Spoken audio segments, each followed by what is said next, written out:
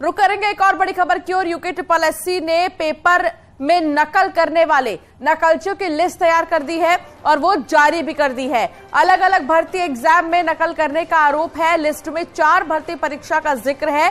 सबसे ज्यादा 115 स्नातक स्तरीय भर्ती एग्जाम में मिले हैं। इसके अलावा 20 कैंडिडेट्स वन दारोगा भर्ती एग्जाम में, 14 कैंडिडेट्स सचिवालय गार्ड भर्ती एग्जाम में मिले हैं। इसके साथ ही 35 BPDO भर्ती एग्जाम में नकल के आरोपी मिले हैं और सभी कैडेट्स को डिबार करने की भी तैयारी शुरू हो गई है।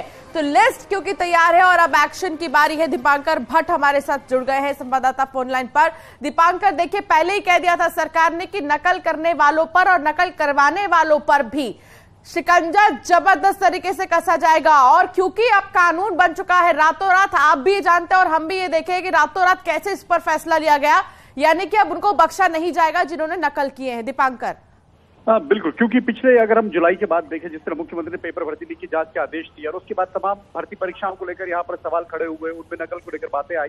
अब यूके SSC ने लिस्ट जारी की है जो एग्जाम्स यहाँ पर हुए थे, चाहे वन दारोगा की भर्ती का था, चाहे ग्रेजुएट लेवल की भर्ती का था। तो ये 184 नाम अभी हैं जो आगे एग्जाम नहीं दे पाएंगे। डिबार इन्हें करने की तैयारी, क्योंकि नकल विरोधी कानून अब उत्तराखंड में लागू है और इस कानून के तहत अब इनको यहाँ पर आने वाली परीक्षाएं देने की इजाजत नहीं होगी। मुख्यमंत्री पुष्कर सिंह धामी पहले ही साफ कह चुके हैं कि नकल विरोधी कानून के तहत चाहे नकल करवाने वाला हो चाहे नकल करने वाला हो, सभी को दिक्कतें होंगी। तो ऐसे में एक उम्मीद उन स्टूडेंट्स के लिए कम से कम यहाँ पर बढ़ी है, उन आवेदकों के लिए, अभ्यर्थियों के लिए अच्छी हुई है जो ये चाहते थे कि परीक्षाएं नकल विहीन हो, परीक्षाओं में नकल ना हो, रिजल्ट बिल्कुल साफ सुथरा आए। तो ऐसे में इनके डिबार होने के बाद एक बार ये उम्मीद जरूर है कि आगे जो परीक्षाएं होंगी वो साफ सुथरी होंगी। और ये 3 परीक्षाएं रद्द हुई थी, ये इस साल मई से जुलाई के बीच होंगी और जिन स्टूडेंट्स ने पहले ये परीक्षा दी थी उन्हीं को इनमें शामिल होने का मौका मिलेगा। तो एक बड़ा फैसला है यहाँ पर इनको डिबार करने का और आगे उम्मीद यही है कि जो एग्जाम्स अब यहाँ पर होंगे नौकरियों के लिए वो साफ सुथरे होंगे। चलिए, बहुत शुक्रिया दीपांकर जानकारी साझा करने के लिए। उत्तराखंड में नकल विरोधी कानून के तहत पहला मुकदमा दर्ज हुआ है। STF ने नकल करवाने वाले 2 आरोपियों मुकेश सैनी और रचित पुंडेर पर यह मुकदमा दर्ज किया है। दोनों आरोपियों को STF ने 8 अप्रैल को गिरफ्तार किया था। दोनों आरोपी 9 अप्रैल को हुई फॉरेस्ट गार्ड भर्ती परीक्षा में नकल कराने की तैयारी में थे, लेकिन STF ने उन्हें पहले ही पकड़ लिया।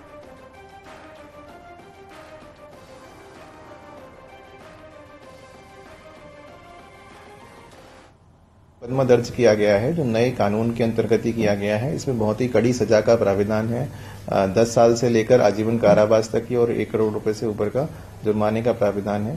तो निश्चित रूप से इसमें जब कार्रवाई होगी, इसमें मुकदमा दर्ज किया गया है, इन लोगों को सजा मिलेगी।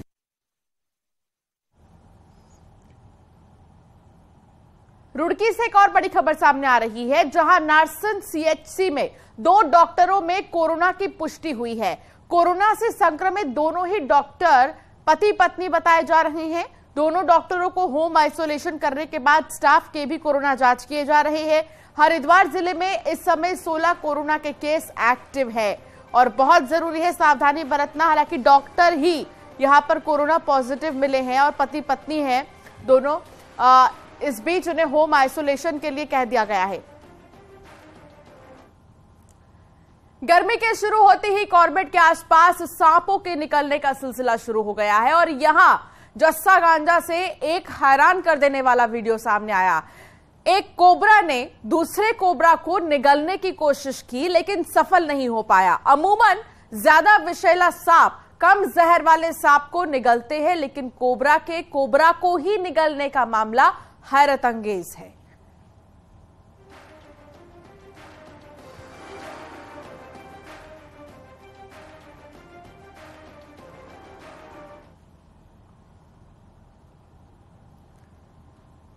तो वही एक और बड़ी खबर, जहां मुख्यमंत्री पुष्कर सिंह धामी की आज सांसदों के साथ मीटिंग है। सीएम हाउस में शाम 7 बजे होने वाली बैठक में लोकसभा क्षेत्रों में पेंडिंग पड़े कामों पर चर्चा के साथ अगले साल होने वाले लोकसभा चुनाव को लेकर भी बात होगी।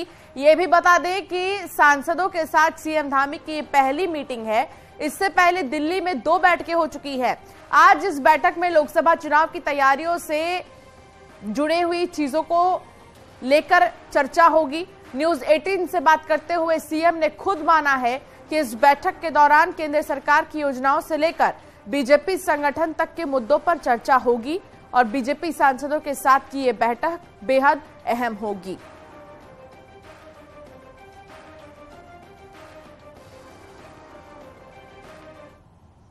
मुख्यमंत्री पुष्कर सिंह धामी की महत्वपूर्ण बैठक होने वाली है अपने लोकसभा के सांसदों के साथ। हमारे साथ सीएम साहब खुद मौजूद हैं। सीएम साहब, बैठक में क्या होने वाला है, क्या चर्चा होने वाली है?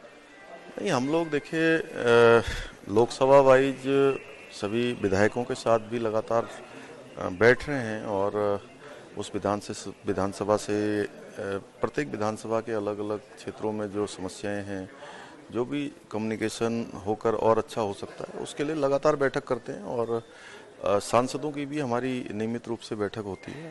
तो उसी क्रम में हर लोकसभा का जब सत्र होता है उसके बाद या उसके आसपास बैठते हैं, तो बैठेंगे। तो एक तरीके की रिव्यू बैठक है विकास योजनाओं को लेकर? आज सभी चर्चा होती है, संगठनात्मक चर्चा होती है, उनके क्षेत्रों की चर्चा होती है और कौन से कामों को अच्छा किया जा सकता है, किस प्रकार से जो जनता के फीडबैक हैं सभी मिलते हैं। चूँकि हमारे सांसदगण हैं, विधायकगण हैं, ये जनता के बीच में रहते हैं और उनका जो फीडबैक होता है उसके आधार पर काफ़ी सारे निर्णय लेने में और काम करने में सुविधा होती है। सीएम साहब, आप जिस तरीके से एक साजिशन जमीनें कब्जाने की कोशिश हो रही है उत्तराखंड के भीतर, आपने गढ़वाल पे तो बड़ी कार्रवाई की है, कुमाऊं में कब तक? क्योंकि 2 जिले नैनीताल और उधम सिंह नगर में वन विभाग की जमीनों पर, सरकारी जमीनों पर इस तरीके की चीज़ें बनी हुई हैं, उस पर कब तक कार्रवाई शुरू? सभी जगह हमने कहा है कि एक जहाँ भी इस प्रकार के अवैध अतिक्रमण हैं और उसकी ठीक प्रकार से जांच होने के बाद विधिक रूप से पहले उनको सबको नोटिस जाएंगे और या जो लोग उसके पीछे हैं उनको कहा जाएगा कि भाई खुद ही हटा लें, अन्यथा प्रशासन तो हटाएगा ही उसको। सीएम पुष्कर सिंह धामी हमारे साथ मौजूद थे और उन्होंने बेहद साफ कहा कि लोकसभा चुनाव की तैयारियां जो हैं एक तरीके से पार्टी जुट चुकी है। शैलेंद्र नेगी, न्यूज़ 18 हल्द्वानी।